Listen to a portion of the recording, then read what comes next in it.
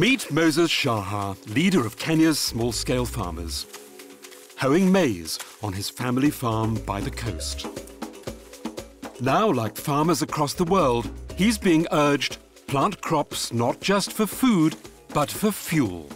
He fears the idea is crazy, but is he right? Why feed a car in Europe while I'm going hungry?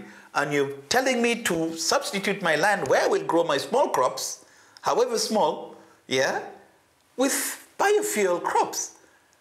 To me, it does not make sense.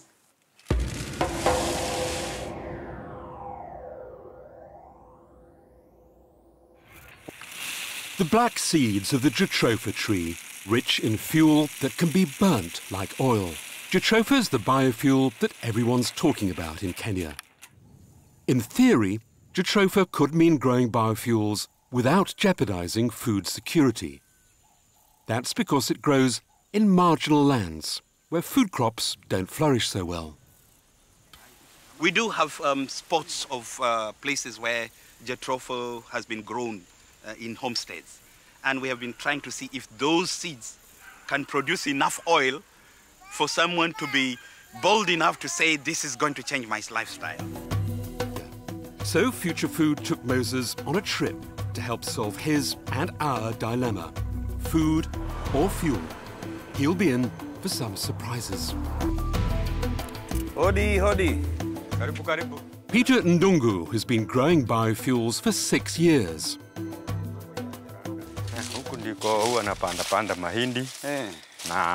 This is where I plant maize and jatropha mixed with passion fruits.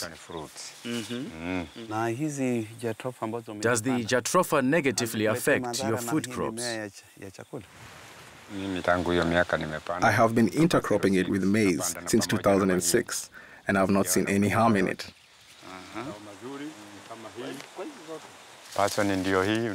Look at how healthy these passion fruits are. Would you advise other farmers to follow your example? I would advise them to plant jatropha and get some income, and also from the passion and the maize. They can reap the benefits of 3 crops at a go from one farm. Moses is still skeptical.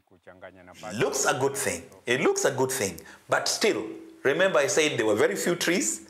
2, the production was very minimal. It was not convincing. Had I seen some twigs bending under the weight of fruit or pods, then I would have thought otherwise. So is Moses too skeptical about biofuels? He's come to Energy Africa to meet the people who introduced jatropha to Peter and 100 other local farmers. Rick, how are you? We believe here was a golden opportunity. Poverty reduction, clean fuel. We believed agriculture, keep people in the countryside instead of having them go into the cities and slums. Yeah. But other farmers didn't stick with jatropha as long as model farmer Peter did. And Moses is about to learn the consequences.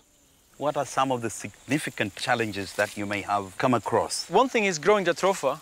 Another thing is getting a high yield. It's a new crop, and it hasn't been domesticated properly.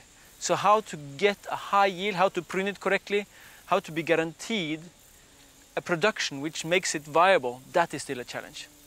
Would you wholeheartedly advise small-scale farmers in their small holdings to give it all in jatropha growing? I would ask them to focus first on their food crops, but I'll be very cautious at this stage of the plant, which is early stage, without the plant being properly domesticated, to recommend it to small-scale farmers. Moses driving 300 kilometers inland from the Shimba Hills to Matito Ande, classified as marginal land like 2/3 of Kenya. Boniface Mwerki scrapes a living on a 5-acre farm so badly affected by drought, he rarely grows enough food for himself and his wife. They rely on food parcels for much of the year. What Boniface does grow, the biofuel jatropha. So does jatropha benefit you more than growing the food crops?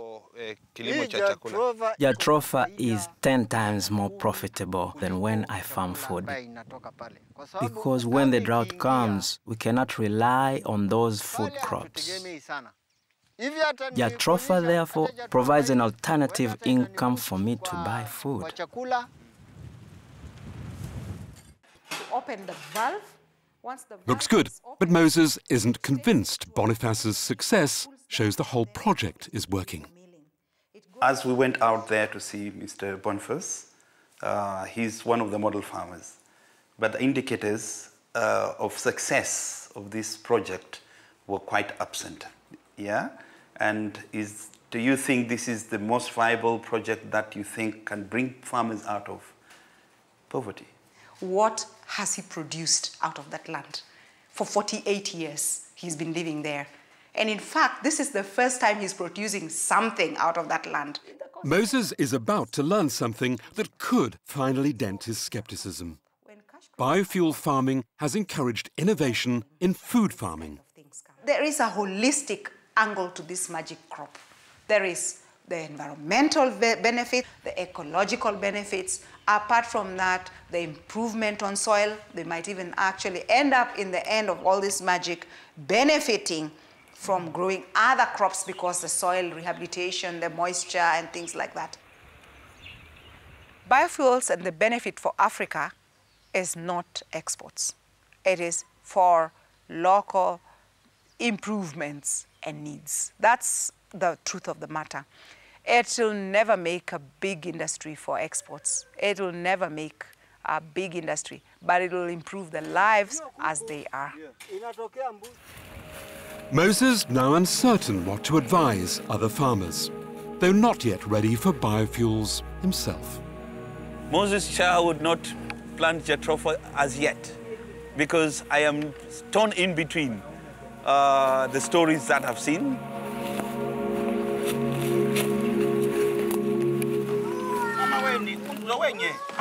Biofuels may be the future, but this is a continent with a history of famine. So it's not surprising if this very influential farmer is, for now, putting food before fuel. The most important thing for us as small-scale farmers is food security. That's the most important thing.